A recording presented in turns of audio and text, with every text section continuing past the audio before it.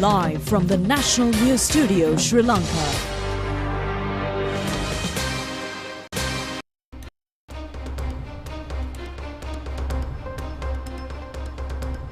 Hello there, good evening and welcome to the National News Broadcast. I'm Niketh Karunaratna. And I'm Hishan Ali. Let's have a look at the headlines for tonight. All preparations are in place for the presidential election. The Election Commission requests voters to cast their votes early. A credible telecast of results, this time too by the national television. Security of the election to be under a special police force. The President says the official announcement freeing the country from bankruptcy will come soon. Economists say the successful completion of the debt restructuring process has become a special turning point. Commissioner of Examinations assures there will be no injustice to the children who appeared at the Grade 5 scholarship examination. Israel attacks terror targets in southern Lebanon by air.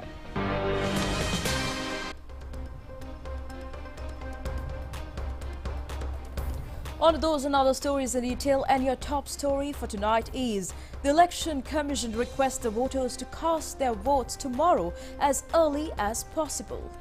Now, the chairman of the Election Commission, R.M.A.L. Ratnayake, informs the voters to place their confidence on the Election Commission. Chairman of the Election Commission, R.M.A.L. Ratnayake, said that voting will commence from 7 a.m. tomorrow. He said that therefore the voters should go to the relevant polling centre with their official poll card and valid identity card as early as possible and cast their votes. He said that voters should not take their mobile phones to the polling centre.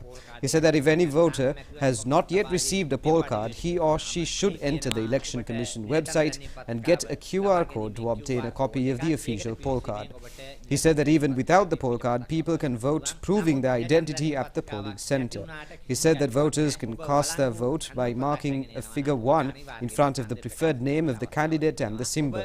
He said that if anyone likes to cast a preferential vote, he or she can put the figure 1 as their vote and number 2 and 3 in front of another 2 candidates as the second and third preferential votes. He said that instead of number 1, one can mark a sign of a cross in front of the preferred candidate. The chairman of the Election Commission said that if anyone uses the cross, only the cross should be there. He said that no one can mark the sign of the cross and mark number 2 and 3 as preferential votes. He said that such ballot papers will be rejected. He added that in case of marking more than 3 numbers, such ballot papers will also be rejected. He further said that if there are unnecessary signs or sketches, the ballot paper will be rejected. He said that the Election Commission requests the voters to have full confidence on the Commission. He added that there may be fake information published on social media. Voters should not be misled by such information and they only should have their trust on the Election Commission. It has very well planned this process, he said.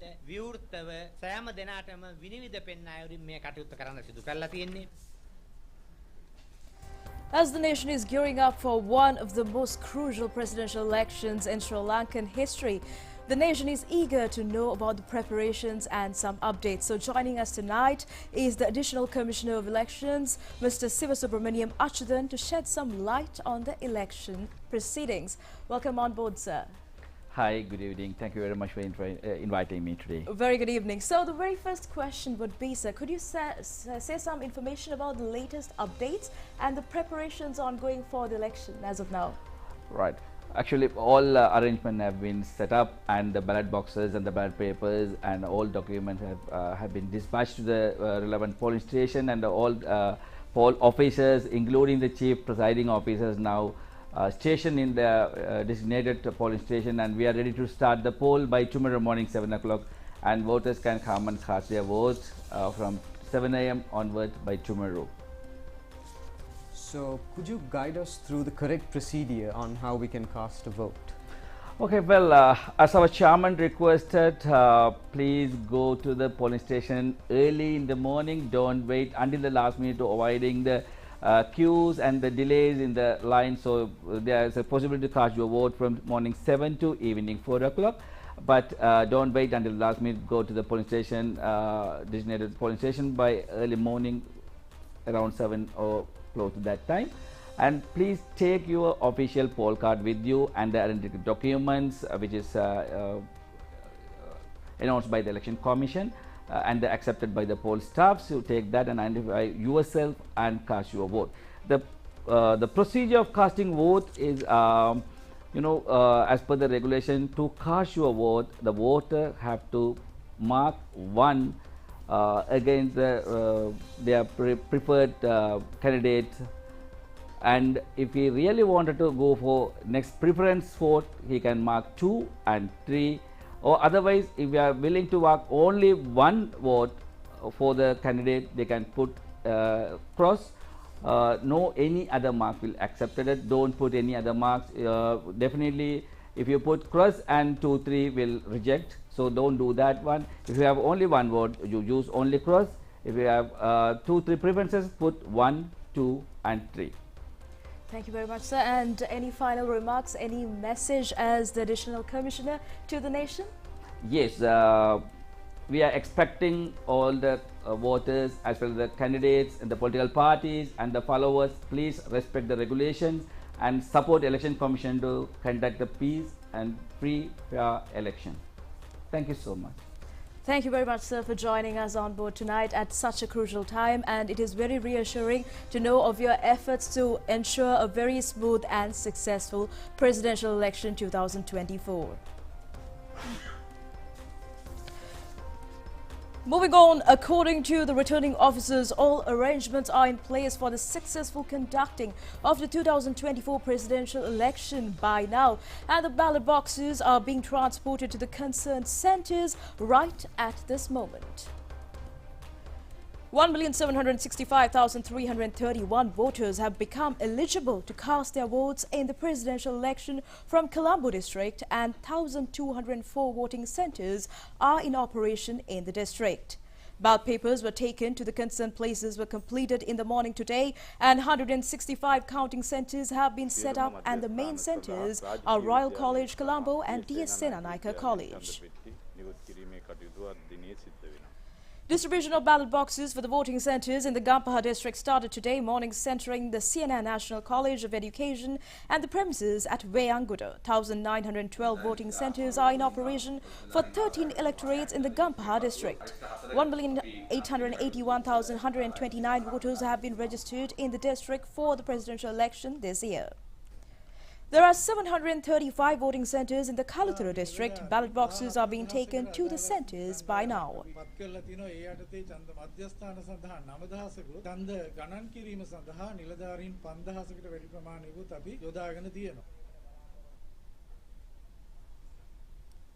In the meantime, Polonnaru District 2 arrangements have been finalized for the 2024 presidential election. 292 voting centres are in operation for 351,302 voters. Ballot boxes are being issued for the concerned centres in the district from Polonnaru Royal Central School. Issuing of voting cards and ballot boxes for voting centres in the Kegal district are being done from Kegal Girls School and Swarna Jayanti Mahavidyalaya. 577 voting centres are in operation in the district.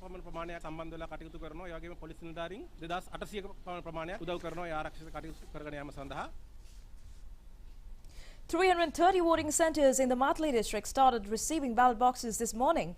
A total number of 429,991 voters have been qualified to cast their votes in the district in this year's election.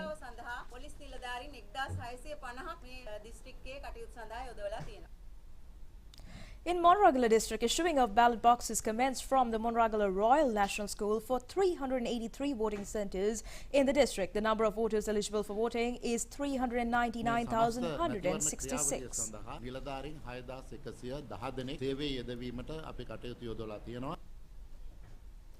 532 voting centres are in operation in the Nuwara district. Ballot boxes were transported to those centres this morning, and according to the returning officer, Nandana Galabada, all arrangements for the conducting of voting have been completed in the district.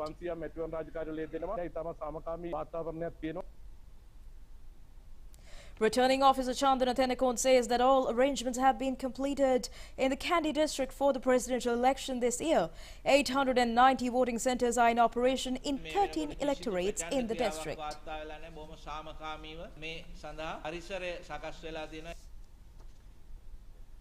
And in the meantime, transporting of ballot boxes to 636 voting centres in the Anuradhapura district commenced from the Anuradhapura Central School premises this morning. According to the returning officer K.G. Ranjit Vimalasuriya, who is in charge of the voting process, all arrangements have been made. Ballot boxes were carried to the voting centres in Vaunia in the Wani district this morning. This is being done from Siva Prakasham Girls School in Vaunia. There are 152 voting centres in operation.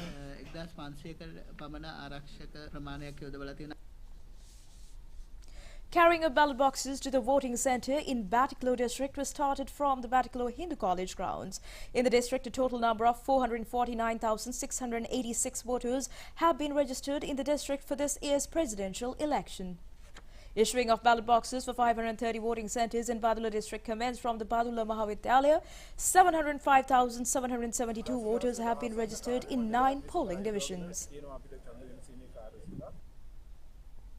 And in the meantime, 410 voting centres are in operation in the Hambantota district, while a number of more than 520,000 voters are eligible to cast votes in the presidential election.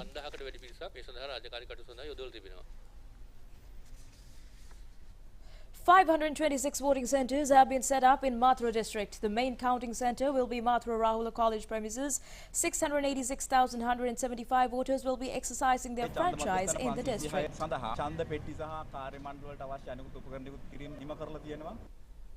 The number of voters in the Galle district stands at 903,163. 715 voting centres have been set up in the district. Ballot boxes have been carried by boats to the voting centre set up in the Madhu Island in the Madhu River of the Balapite electorate in Galle district.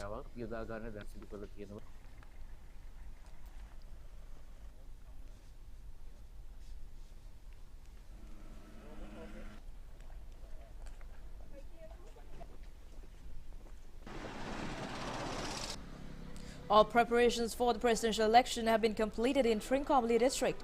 A total of 318 polling stations have been set up within the district. 555,432 voters will use their vote in 528 polling stations in Ampara district. හෙට සවස 6 පමණ වන විට ගණන් කිරීමේ කටයුතු ආරම්භ කරන්න සියලුම කටයුතු අපි සංවිධානය කරලා තියෙනවා. විතන්දි මධ්‍යස්ථානවලට ඡන්දපෙට්ටි ප්‍රවාහනයේ සියලුම ආකාරයේ ආරක්ෂක විධිවිධාන සකස් කරලා තියෙනවා. Also, there are 515 polling stations in Jaffna district. Meanwhile, the ballot boxes were transported to islands by the sea route with helicopters.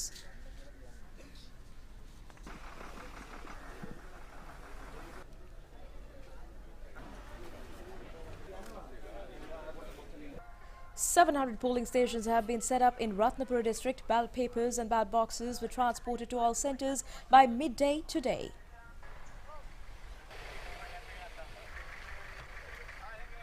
ආපදාවකදී මැදිහත් වන සියලු පාර්ශ්වයන් ඒ ආපදාවන් සිදුවිය හැකි ස්ථාන සියලුම වගකීම් නිලධාරීන් අතර බෙදා දුන්නා. ඇතිවිය හැකි ආපදා තත්ත්වයන් ඕනෑම එකක් යටතේ මැතිවරණය පැවැත්වීමට අපිට පුළුවන්කම.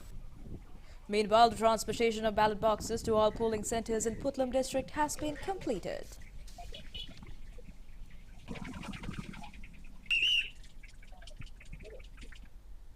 Less than 19 hours remain for the 2024 presidential election. 17.1 million registered voters have been qualified to cast their votes this year. The following survey will be about the registered voters of this year's presidential election. 17,140,354 voters have been registered for the presidential election this year. A large number of them come from the Gampaha district, amounting to 1,881,129. The number of voters registered in the Colombo district is 1,765,351. There are 5 districts where the number of voters has exceeded 1 million and are Gampaha, Colombo, Kalutara, Kandy and Kurunegala. In 11 districts, the number of voters are less than 1 million but exceed 500,000. These districts are Nuwara, Galle, Mathura, Hambantota, Jaffna, Digamadulla, Puttalam, Anuradhapura, Badulla, Ratnapura and K. Galle. Matale, Varni, Batticaloa, Trincomalee, Polonnaruwa and Monoragala districts have less than 500,000 registered voters. The Varni district is the district which includes the least number of registered voters. There are 306,081. The number of registered voters is 315,925 in the Trincomalee district, and the number of registered voters in the Polonnaruwa district is 351,302. The Monoragala district has 399,166 registered voters, while the number in the Matale district stands at 429,991. A number of 449,686 have been registered in the Batticaloa district. Muskelia polling division of the Nuwara district becomes the area with the highest number of registered voters, with 340,646 eligible. The number that exceeds the number of registered voters in the Varni and Trincomalee districts. More than 200,000 voters are registered in the polling divisions of Homagama and Kaduwela of Colombo district. The Kites district of Jaffna records the minimum number of registered voters, and the number is 25,533. Meanwhile, the polling divisions where the number of voters does not exceed 50,000 are Kites, Jaffna, Point Pedro, Udipidi, Kankasanture in the Jaffna district, the Kandy polling division in the Kandy district, and Colombo West in the Colombo district. And on to more stories here at home. According to the Department of Meteorology, light rainy conditions may occur in several areas of the country. According to the Meteorological Department, light showers are expected tomorrow in the western and Sabaragamu provinces and Kandy, Nuwara, Galle and Mathura districts. Thunder showers may occur in few areas in the eastern and Uva province in the evening, and normal weather will prevail in the rest of the country.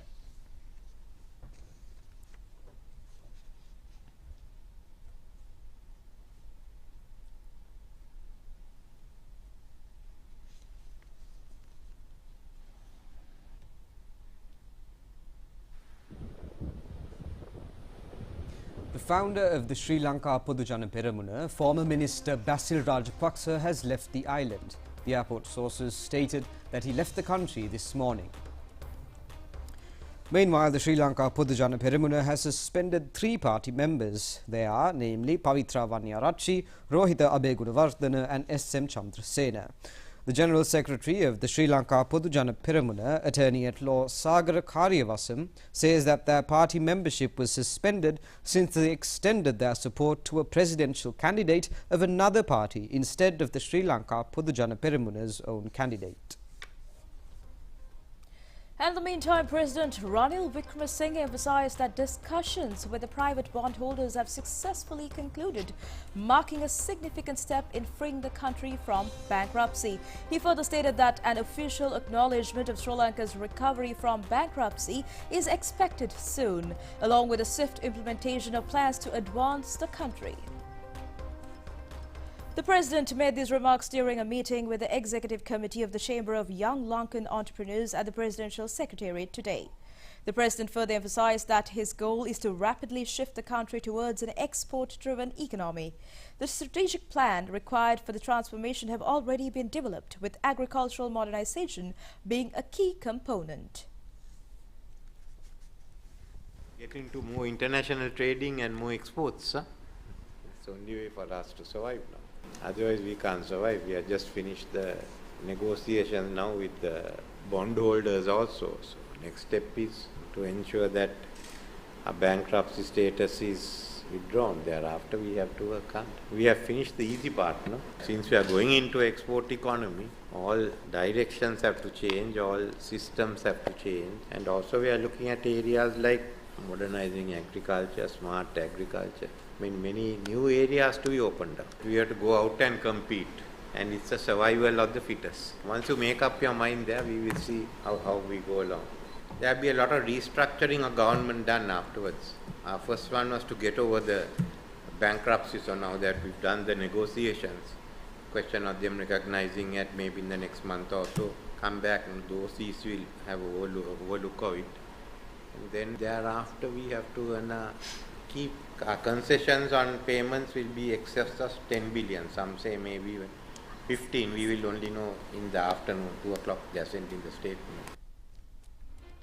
Professor ChannelEye Rupavahini says that the successful completion of the debt restructuring process has become a special turning point in the economic history of the country.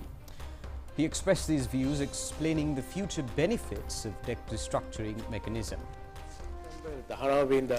Senior Professor ChannelEye Rupavahini of the Colombo University said that the news about the completion of the debt restructuring of the country is important. He added that this has become an important turning point in the economic history, especially considering the agreement reached with the commercial debtors. He pointed out that Sri Lanka has taken an important step forward to end bankruptcy, and all limitations for Sri Lanka so far will be removed henceforth as a result, and this provides the strength to stabilize exchange rates and the foreign reserves of the central bank.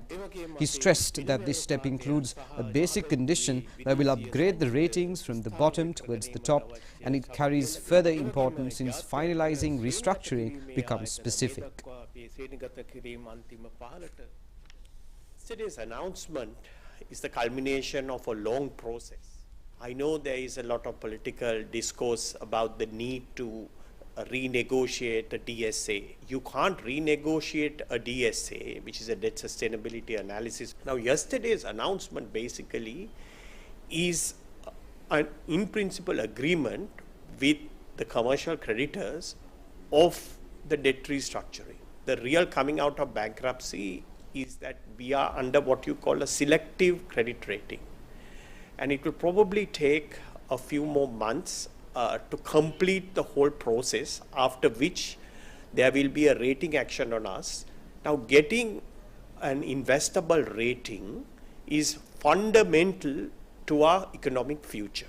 It is very important that our debt carrying capacity is increased before 2028 so that we regain access to the international markets. So the most important criteria is that we have to increase economic growth, and that will require productivity enhancing investment to come in. And I can tell you, I have had a ringside view of the difficulty of getting investment into Sri Lanka. Ever since 2020, most investors have been selling out of Sri Lanka. Our current status of selective default is a big deterrent for major money to come in. So what has been achieved yesterday is a huge game changer in the path to debt sustainability. We have to move forward because the most important thing is to grow the economy. And if we get our rating back, it will lift a huge cloud that is inhibiting Sri Lanka. And these things are virtuous. So one builds on what other. Business sentiment will improve. The negativity that is attached to Sri Lanka internationally will reduce, and hopefully we will be able to come out of this crisis stronger.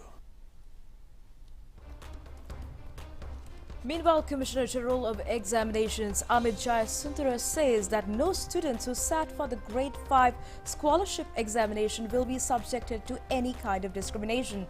He stressed this fact, expressing his views regarding the question paper alleged to have been leaked before the examination. Commissioner General of Examinations Amit Jayasundara says that they held lengthy discussions with the Examination Control Board on both Monday and Tuesday in this connection.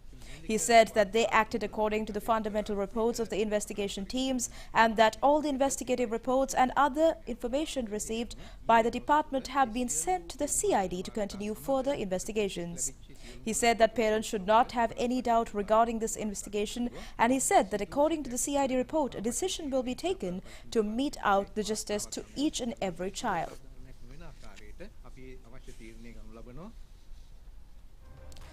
The Executive Director of Patrol Organisation, Rohan Hettiarachchi, explained the process of counting of ballots and the electoral mechanism of the presidential election. He made these remarks while speaking to the national television. The Elections Commission will count all the ballot papers across the country in a district level basis. The entire country, each district, they have number of counting places. In the first round, they will look at your vote, and if someone get 50 plus 1, then it's as usually the Elections Commission will announce the winner. If someone get 50 plus 1, the winner will elect at first round if they get 50 plus 1 vote. If not, the Election Commission has to go for a second count also before they go to the second count, they will announce the first count result to the public, and they will look at the second, third preference. So what they will do is, they will prepare the list from with the highest number of the votes, those who get highest number of in these 30 out of these 38 candidates, and they will take the two main candidates, those who get the highest numbers. So those two will be the winners end of the day, and they will look at the rest of the 36 candidates, whether those 36 candidate ballot papers, if people mark their second and third preference on those ballot papers, they will look at whether those second preference goes to the first two runners. If yes, they will calculate accordingly, and finally they will decide the winner. So you can trust the electoral system in this country, and you need to trust the elections management body. I mean, they will do their job properly. The political parties also can send their representative for the counting places, at least 5 representatives for each counting places. So in addition, the elections observer group also can send their observers group. I think the elections commission's official will do the needful. So, but we as a citizen, so we can be alert on that, but we need to trust the system. And we as observer group, having long-standing experience in this elections process, we are really confident with the elections management body. They will do the needful, and they will count properly your ballot on 21st midnight. Now, developing entrepreneurship abilities in line with the present trend can be useful for anyone. This is all about an entrepreneurship which will be able to contribute to the economy of the country, both locally and foreign.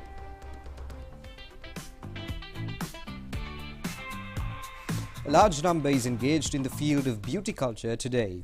Accordingly, the area of beauty parlours have also been modified. Modern Salon Institution came into being in 2005, and branches have been opened in Negombo, Kurunegala, Kandy, Kiribathgoda, Ratnapura, Mathura and Kohuala areas. Apart from these, the Modern Salon branch of Vancouver in Canada is extremely popular. According to the owner of the salon, Sujiva Palita has been authorized to produce modern salon equipment.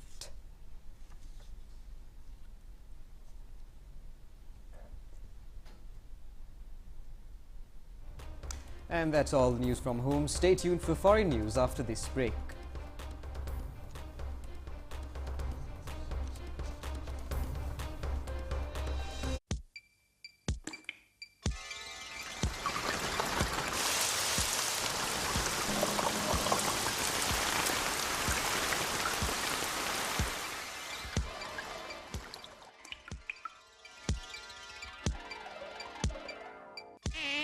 Dengue நோயை இல்லாதொழிப்பது உங்கள் திறமையும் கடமையுமாகும். வாரத்தில் ஒரு முறை என்றாலும் உங்கள் சூழலை பற்றி சிந்தித்து பாருங்கள். சுகாதார அமைச்சின் டெங்கு ஒழிப்பு பிரிவின் தகவல்.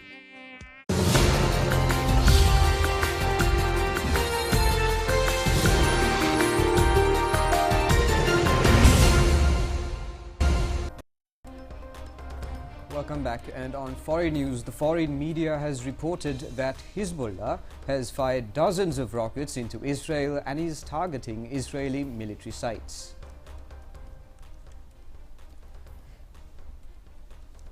The Israel Defense Forces says that 140 missiles were fired at Israel. Meanwhile, Israel's military says that it has launched fresh strikes in southern Lebanon. It comes after Israel carried out extensive airstrikes in southern Lebanon targeting Hezbollah rocket launches. The Hezbollah leader Hassan Nasrallah has vowed to inflict retribution after explosions of communication devices used by the group killed more than 30 people and injured thousands. Furthermore, he blames Israel for the deadly blast of the Hezbollah pagers and radios on Tuesday and Wednesday, saying civilians were among the victims. And on to more foreign news. Storm Boris is battering the northeast and central regions of Italy days after causing widespread flooding in the Central Europe. Meanwhile, European Commission President Ursula von der Leyen announced 10 billion euros of EU funding for affected countries. The European Commission President made this announcement after meeting the leaders of Poland, Czech Republic, Slovakia and Austria to discuss aid for the flood-hit region. The meeting was held in the Polish city of Wrocław in southwestern Poland, which has been threatened by high river levels for days. More than 1,000 residents in the northeastern region of Emilia-Romagna have been evacuated, while towns in the central region of March reported serious flooding and disruption.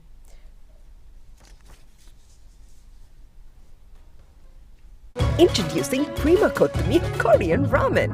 Let's fire it up.